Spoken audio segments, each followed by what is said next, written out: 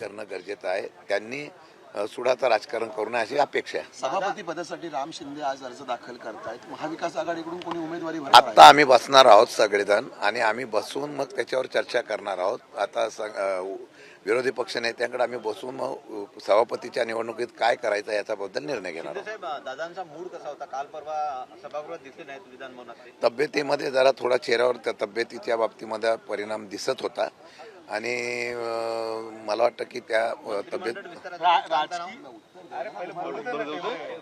पहिलं उत्तर तर पूर्ण करू दे त्यांना. त्यामुळे ते मला वाटत नाही की तसा राजकीय वगैरे आजार वगैरे असेल, पण निश्चितपणाने त्यांचा आजार आहे असं चेहऱ्यावर दिसून येत आहे.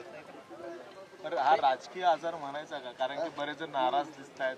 छगन भुजबळ तिकडे नाराज आहेत, वळसे पाटील कालनिकडून गेलेले आहेत. काल सरकारमधल्या तिन्ही पक्षामध्ये प्रचंड नाराजीचा या ठिकाणी सूर पाहायला मिळतो. आम्ही काही लोकप्रतिनिधी आमदारांशी बोलतोय. ज्या लोक